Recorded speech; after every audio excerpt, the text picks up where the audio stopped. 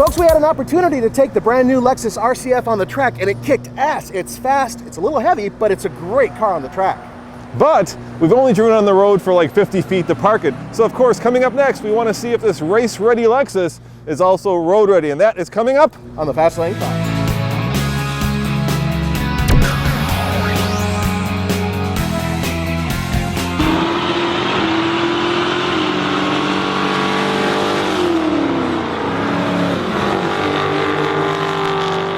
If you like the IS and you like the GS, you'll certainly like the RCF. The interior is kind of a blend of both of those. It's very formal, it's very luxurious, but everything you touch is soft. The steering wheel is nice and thick to give you that sports car feel, and the seats are very supportive. If there is one issue though, is that it's very tight. Maybe it's just my big American ass, but this car, you have to be a skinny mini to really feel comfortable in it, because these seats, while supportive, for big guys like me, are certainly on the tight side.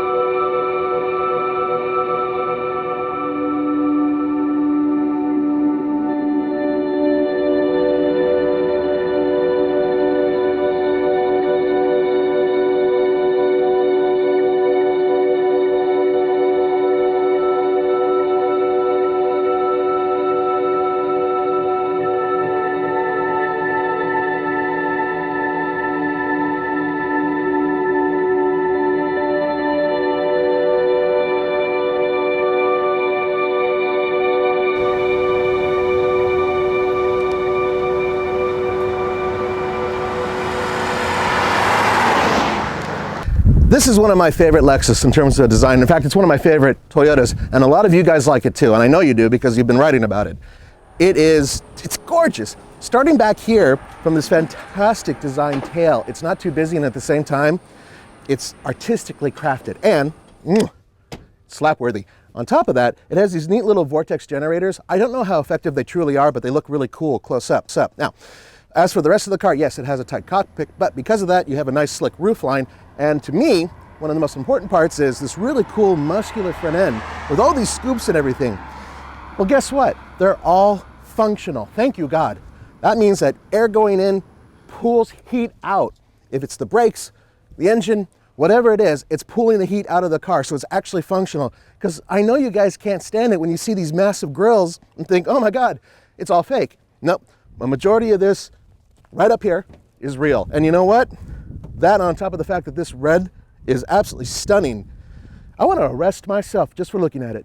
Now, this engine generates a lot of heat. How do you cool it down? Several ways, actually. First and foremost, you're going to see when I close the hood, we have the vent here, so that's going to allow air to get out, heat to get out of there.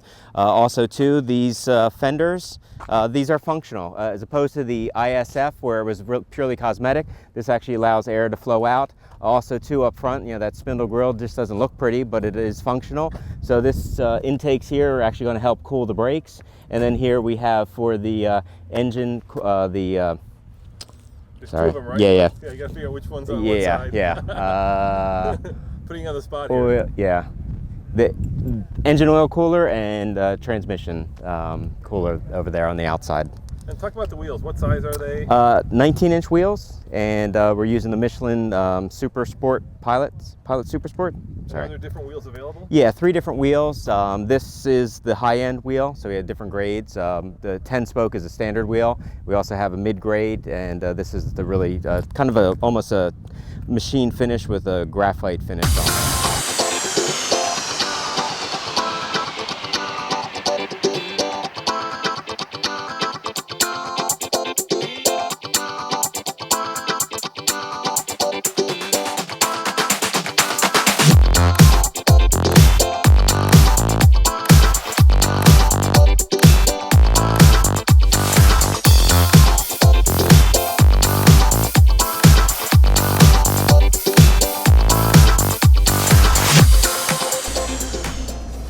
All right, Nathan, there is a lot of technology we got to talk about before we even talk about how this thing drives, right? Oh, God, there's so much stuff in this car. Yeah. First of all, there's this little rotator knob right here, and you can switch to Eco, which obviously changes the way the engine responds, turns off the air conditioning at certain times, yada, yada, yada, yeah. to give you better fuel economy. We don't care about that. No, we don't. No.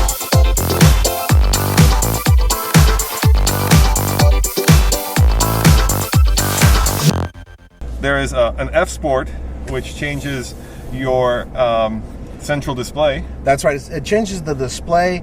It changes the steering in terms of its overall feel and firmness. It changes the acceleration, the suspension setting. It changes a few things. And then there's also Sport Plus, which makes it really a track tool, basically. Yeah, basically you could go onto any track and have a really good time with this car.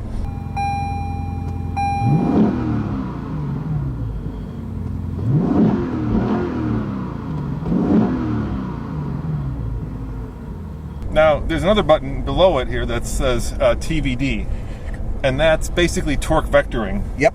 And this is the model that has actually active torque vectoring, so there are electric motors in the differential. That's right. So that when you're going around a corner, it actually accelerates the wheels that are on the outside of that corner to help bring the back end around. That's right. Now, I had an opportunity to try that over the torsion regular rear end that they have in this car, right? Which also does the same thing, but in a passive mechanical way. Exactly. And it is different. It felt like the hand of God was stopping me from doing something really stupid and accelerating me around the corner. And it felt very unnatural to me, but at the same time, it saved my bacon from, having the rear end step out. So it works. All the electronics, all the goodies, all the gizmos, all the gadgets, they all work. It does its job. And even 5 years ago, all this stuff was much more intrusive. Yeah. So now it's all doing it, but it's doing it in such a way that it's making you be the star driver, and you don't necessarily know that there's all this kind of magic going on underneath the skin of the car that's keeping you on the track, or in this case, changing the way that the thing drives from being very sporty to being very relaxed. But let's go back into just regular mode, right? Normal, because we've done the track review. Now let's talk about how it drives as a normal, everyday car. Well, first of all, the interior, the cockpit. It does make a difference for those of you who don't like tight cockpits, because that's exactly what this is. That's what she said. If you've driven the Scion FRS, which has a tiny cockpit, you'd be used to this. This is a 467 horsepower engine. It puts out 389 pound-feet of torque, and this is a 5-liter V8. Now, this is a similar engine to the one it replaces, except for all the internal components, or a majority of them, have been replaced with higher-end components, including titanium and lots of other neat little things in there. And the whole point is that you have a much larger, more powerful engine hooked up to an 8-speed automatic transmission that goes to the rear wheels. And the proof is in the pudding with this car, because on the track, Roman and I have absolutely torn it up. It is fast, it's brutal, and in some ways, it doesn't make a lot of sense. I mean, it's a good engine, and I enjoy it, and so does Roman, but everybody's going to smaller displacement engines with turbochargers, and here's Lexus going to a big, juicy V8. I don't mind, it's awesome, but it's also something that kind of goes against convention, and maybe that's the point. Sounds amazing. Listen to this, guys. That's fake. Yeah, they pipe in. But what they're doing is they're augmenting the sound. They're not creating a secondary noise on top of it. They're just giving you the sound that they feel. Yeah, but they all say that. Yeah, they do. Who knows what's real? What trickery is going on? But from the outside, it sounds really awesome, too. And there's no trickery on the outside, right? Yeah. Except for the exhaust that's stacked. It really doesn't make a difference that it's stacked. That's just really for a visual thing.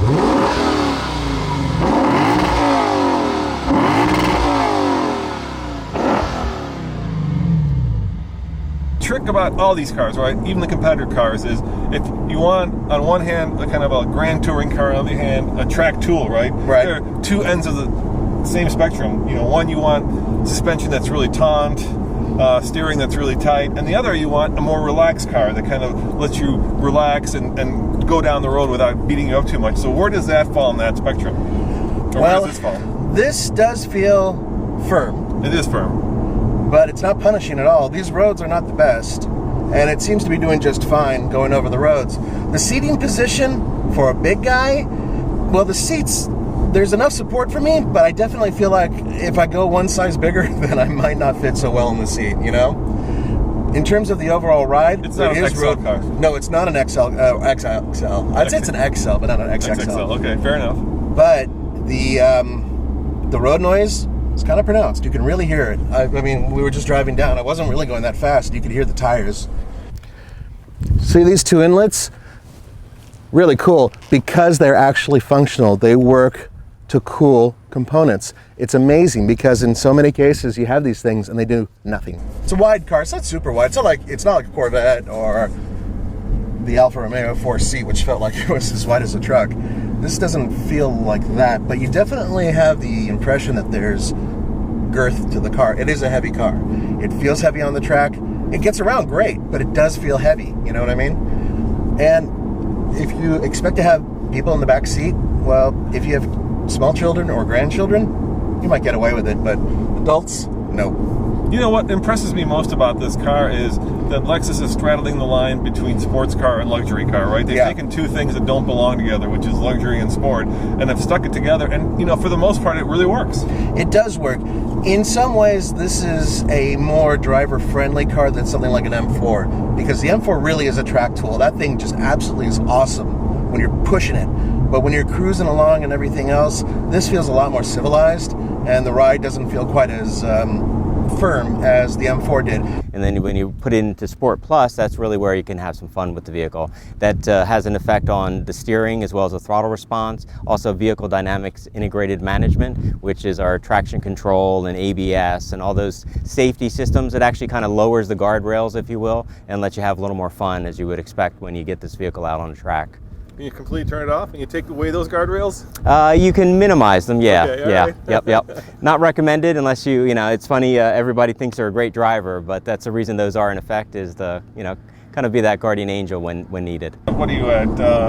Hardly any revs there, right? You're barely above 1,000. No, I'm at like 1,200 RPM. 1,200 RPM, and you can just, whereas when you have a more high-strung twin-turbo powered six-cylinder, right, then you're going to feel that difference as opposed to this kind of loping big V8 that kind of just pushes you along. Having said that, Nathan, you know, it's still a pretty firm car. You're going over those bumps. You're feeling it. Yeah, you're feeling it. Yeah. Yeah, and there is about every imaginable safety electronic technology in here that you can have, right? Mm-hmm. Lane departure, lane warning. I mean, you can get all that stuff, and that's also part of the entry cost. It starts at $62,000, but realistically, you're probably looking more like $72,000, and if you really want one that's, you know, loaded, probably $80,000. Probably, but then again, look at the prices of the competition, and this actually undercuts a lot of them. Here's the other important part about that whole price thing. Consider this. You're talking about an engine that is putting out well over 400 horsepower. Well over 450. Yeah.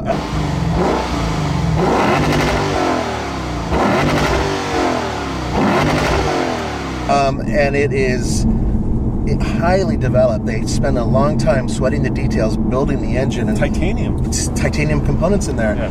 And you're talking about a car that is built to go around the track pretty quickly with the highest possible technology that is available for a car in this class. And yet you're only starting at the low 60s. And I think that's incredible. I think this car is a deal. Now, once you start going up to having like a carbon fiber roof, and then you change the rear end around, going from the torsion to the TVD. Yeah. It gets expensive. It gets very expensive. But you know what? You don't need all that stuff. All right, Nathan, on the TFL scale of buy it, lease it, rent it, or forget it, what do we give the RCF? Well, we're going to have to give wait a minute, because we got to get it up to Colorado in order to really give it a thorough going over. But you have to give them something. Yeah, and here's the something. It's fast. It looks fantastic. It's relatively comfortable, although you got to admit, very tight inside. And finally, at least for me, it's a little heavy on the track. And for me, it's a lot of fun. As always, this is Roman and Nathan saying thanks for watching, and check out tflcar.com for more news, views, and real world reviews. Ciao, let's drive it some more. Yeah.